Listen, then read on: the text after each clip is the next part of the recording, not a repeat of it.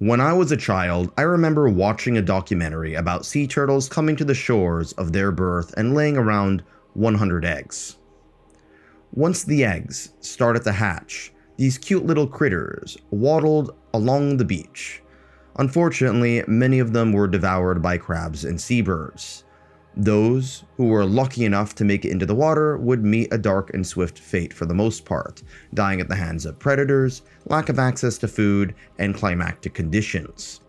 Out of a batch of the 100 eggs, only around 2 survive into adulthood to pass their genes on to the next generation on the beach of their birth. Whenever you see an adult sea turtle, make sure to give it a high five for being such an anti-fragile badass. When I was a 7-year-old child watching this for the first time, I remember breaking down in tears. What a little bitch boy I was. My mom told me I shouldn't feel bad as that's just how nature works. Never mind the fact that this process also happens to plenty of other animals, such as spiders, which have less than 10% survival rates into adulthood. But unlike cute baby sea turtles, no one cares when ugly-ass spiders die. Granted, this isn't always the case, since roughly 80% of cockroach nymphs survive into adulthood. Out of all the animals to have such a high survival rate, why do the fucking cockroaches have to be one of them? Humans fare better than sea turtles and spiders today, but throughout much of history, and to this day in much of the developing world, the infant mortality rate was, while better than 2%, still oftentimes worse than that of cockroaches. All of this is testament to how Mother Nature is a shitty parent. She is often brutal at worst, and for the most part is indifferent to the suffering of her children. Some will have to call Child Protective Services. There are countless ways in which Mother Nature tries to kill us that are beyond the influence of humans. Sure, war is a product of human beings, albeit one rooted in Darwinian law of the jungle. But it is another matter when you're dealing with natural events that are caused by impersonal forces, as you just can't really blame anyone. Now, as cruel as the law of the jungle is, it is not actually malicious. Through pain and death, those strong enough live on to pass their genes to the next generation. This creates a system that, while brutal, is functional in the long run, as threats don't just come from other humans, or even beasts for that matter, but oftentimes through abiotic, impersonal forces like earthquakes, typhoons, and tsunamis. None of these forces have malicious intent, anger, or hate. They can't think, plan, or feel. They are simply indifferent, abiotic forces incapable of understanding what they inflict on biotic sentient beings, be it man or beast. In this video, which is part of my series on human extinction events, we will cover natural disasters which have the potential to end mankind, or at the very least human civilization as we know it. Now keep in mind that this video does not cover anthropogenic climate change, which will be discussed in a later video of this series. Instead, this video covers natural disasters which happen due to natural circumstances rather than any indirect human action. A flooding caused by melting ice caps due to warming temperatures, in turn due to people burning coal, which produces greenhouse gas emissions, which raises the global temperature, is a natural disaster, but it's a natural disaster that was largely caused by human action, at least indirectly. On the other hand, a supervolcano erupting does so purely due to natural forces. Mother Nature might be poked and prodded into fighting, but sometimes she strikes first without rhyme or reason.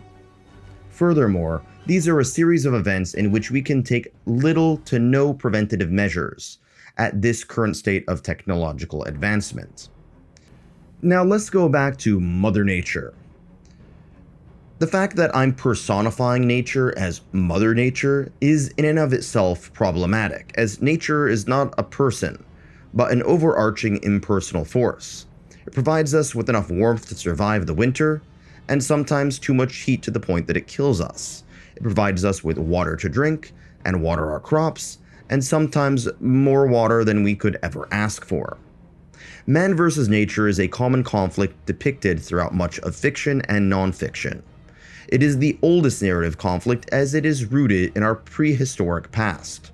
Our ancestors would assume these disasters were acts of angry gods and spirits. Legal terminology to this day oftentimes refers to natural disasters as acts of God. It is also the most straightforward of conflicts, as abiotic natural forces like natural disasters don't have motives or beliefs. The destruction is not malicious, just cold indifference. 70,000 years ago, on the island of Sumatra, in what is now Indonesia, a volcanic eruption occurred, creating one of the great cataclysms of Earth's history, and the worst natural disaster during the history and prehistory of humanity. The eruption only lasted around a week and a half, but the aftermath would prove to be even deadlier. Much of what is now called Southeast Asia was cloaked in a few centimeters of ash. The mountain collapsed into a caldera, which eventually collected enough water to create Lake Toba. By the way, sorry to be the cringy, well, actually guy, but when people oftentimes call this a crater, they're actually incorrect. This geological feature is called a caldera, and is caused by volcanic activity, not a meteorite, which we'll get to in the next part of this video. Anyway, the ash that cloaked the atmosphere most likely led to a relatively brief period of regional cooling, as the ash in the air absorbed some of the sun's heat before it could reach Earth's surface. This leads us to the Toba catastrophe theory, in which a volcanic winter probably occurred, killing off a considerable portion of the human population, leading us to what is called a genetic bottleneck, as only a small number of humans were left to reproduce. Similar genetic bottlenecks have been seen in other species of apes. According to some interpretations of this theory, the human population shrunk to around 40 breeding pairs, which is a really nice way of saying we're the descendants of cousin fuckers. After all, not only was it hard to see and breathe, but it was also harder to hunt and gather, as vegetation would die out due to a lack of enough sunlight and cooler temperatures, which would also result in less game to hunt, as they would starve. If something like this happened today, the ash in the sky would probably block out the light, making it harder to grow crops. The silver lining of all of this is, well, actually there wouldn't be a literal silver lining since we couldn't see the clouds due to the ash, but the literary silver lining would be that we would have lower obesity rates due to all the famines. Maybe it won't be so bad. I've walked around LA, and after experiencing the air quality, inhaling volcanic ash can't be that bad. Now, to be clear, the Mount Toba catastrophe theory is in the conventional sense of the word, a theory. Unlike the theory of evolution, which uses the rigid scientific definition of an actual fact, this sort of quasi-theory is really just a hypothesis that is still hotly debated by scientists to this day. What is not debated by scientists is that an eruption of a supervolcano in the modern day could potentially be even worse. Most people today are not hunters and gatherers. They have to rely on other people to produce the food for them. Could our logistical systems adapt to a volcanic winter that results in a massive shortage of food supplies? What sort of geopolitical conflicts would happen when a whole ton of people start becoming more and more hungry? Communities that rely on solar power would also have less energy. Along with the cooler temperatures, those people who rely on solar power to heat their homes would be in a bit of trouble. Today, the most widely discussed supervolcano is in Yellowstone National Park in the state of Wyoming. If this volcano were to erupt, it would make civilization in the western United States impossible, pretty much destroying a vast swath of much of North America. However, contrary to BS factoids being spun by Facebook ants, this sort of eruption is not overdue, and the chances of it happening in the coming centuries are extremely low. Hopefully by then we will have the technology to withstand such an eruption. At the current day, supervolcanoes are the one type of natural disaster that we have no way of preventing and very few methods of mitigating the aftermath of. Today, the threat really doesn't come from some extinction event from a supervolcano, but rather a number of volcanoes around the world which are active, such as Mount Rainier next to Seattle, and pretty much any mountain in Indonesia. These are unlikely to end civilization as we know it, or even lead to a colossal volcanic winter, but they are likely to make many of the areas around them uninhabitable. The next scenario on the list are asteroid impacts. Now, asteroids are large chunks of rock that are typically smaller than planets. And some of these bodies enter Earth's atmosphere and burn up, and are then referred to as meteors. A number of them even hit the surface, in which they become meteorites. The vast majority are extremely tiny, but a small percentage of them are large enough to cause significant damage. Thankfully, most of the meteorites that are large enough to cause significant damage end up colliding into the ocean, or perhaps in some remote uninhabited part of the world like a desert or boreal forest. While most impacts are very tiny, there are a few of them that are significant enough to see on Google Maps, such as the Eye of Quebec. This was caused by an object that was 5 kilometers wide in diameter. The meteorite uplifted the rock, dust, and ash, creating Mount Babel. The most famous meteorite impact, to the point that it's practically a cliche to mention, is of course the one that hit the Yucatan Peninsula in what is now modern-day Mexico, wiping out the non-avian dinosaurs 65 million years ago. Large carnivorous creatures may look tough, but in many ways they're the most susceptible to mass extinctions, as they require more calories than most other organisms, and are largely dependent on creatures lower on the food chain to survive. If you ever had chicken tendies before, that meat comes from the descendant of a dinosaur who made it. The event also allowed mammals, which to the point were pretty small and pathetic, to have a chance at dominating the planet, which they eventually did. And we can thank this little shrew as our great-great-great-great-grandpappy to the power of 10 million plus. Now, could this cycle of destruction happen again? Well, maybe. In 1908, a meteor exploded nearly 10 kilometers above Earth's surface, near the Tunguska River in Siberia. The object was around 60 meters wide, making it large enough to destroy an entire large city and its suburbs. Thankfully, it exploded in one of the most remote, inhospitable parts of the terrestrial world, only resulting in a maximum of 3 deaths. Although probably a lot more if you include a lot of reindeer. This shows us that the impact itself is not necessary to cause mass destruction, as the object exploded before it even landed. It was not until half a century later, as we reached the space age, that there would be greater interest in impact events. However, the impersonal destruction at the hands of a giant rock seemed a little bit too lame of a story for our extinction compared to a Cold War space war using nukes, let alone an invasion by aliens. By the turn of the century, the B612 Foundation was created to study planetary defense against near-Earth objects. They have even played a role in the UN's Near-Earth Object Deflection and Disaster Response Mission. While preventing the eruption of a volcano is impossible with our current technology, deflecting a near-Earth object is actually not. At the moment, the B612 Foundation is currently working on observatories to detect any potential threats, but in the future, militaries which contain space forces will most likely invest in deflection techniques. Shooting asteroids directly, as you oftentimes see in video games, is idiotic, as this would just result in explosions of large chunks of metal and rock that would probably hit Earth. Instead, a collision would be prevented by making a small kinetic impact with spacecraft or projectiles to slightly change the asteroid's trajectory. Or perhaps using the gravity of a spacecraft or projectile to pull the trajectory in a slightly different direction. This is because, thankfully, for our sake, asteroid impacts are highly localized.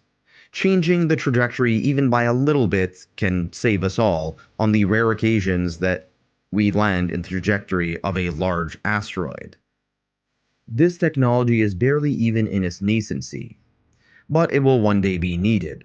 But at the moment, for the time being, the chances of any impact crater hitting any major metropolitan area is so unlikely that it's not worth buying any one of Alex Jones's water filters yet. 2:44 a.m., the 13th of March, 1989.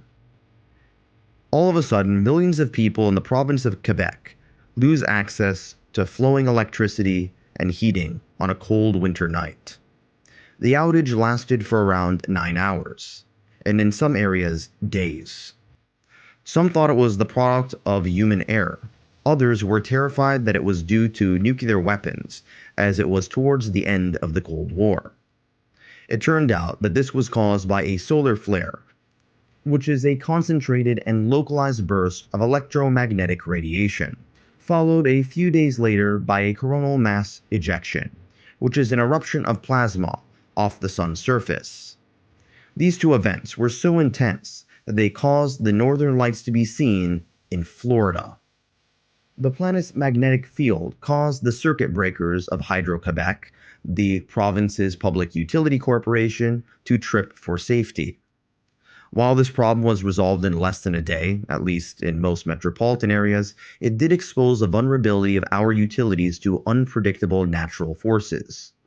This leads us to the potential of super flares, which are, as the name implies, solar flares that are extremely powerful, ejecting months' worth of energy at once. Theoretically, our sun is capable of producing super flares, but it is far from the most dangerous flare-producing stars. The worst case scenario would severely deplete the ozone layer, leading to lethal UV radiation. It would also disable satellites and power grids, leading to panic and widespread mayhem. In conflict-prone, low-trust societies, there could even be mass looting and civil unrest if government officials aren't able to keep the peace. Keep in mind that the worst super flare in recorded history was in 1859, called the Carrington event, named after English astronomer Richard Carrington, which in retrospect was probably the result of a solar mass ejection. However, this was during the mid-1800s, before the advent use of widespread electricity. As a result, it did not cause mass panic like it did in 1989.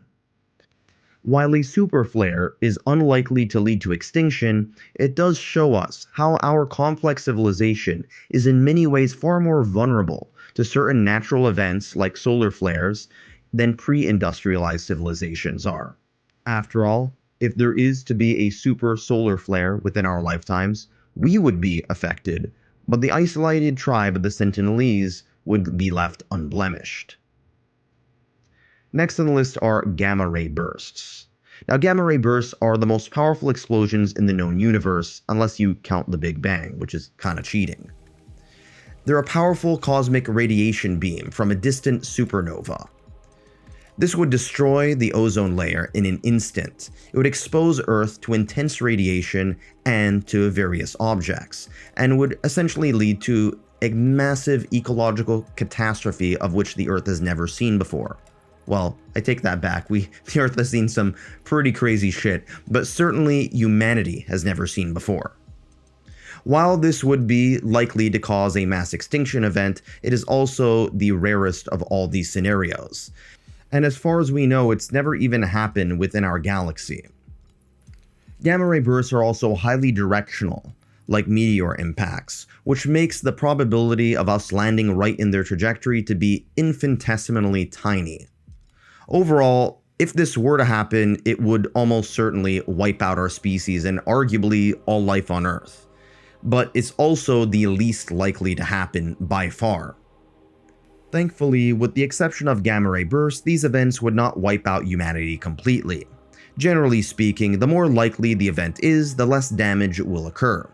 With the possible exception of super solar flares, all of these events are extremely unlikely to happen in our lifetimes or the lifetimes of our children and grandchildren, which gives us enough time to create the technology needed to make sure that our species doesn't go extinct.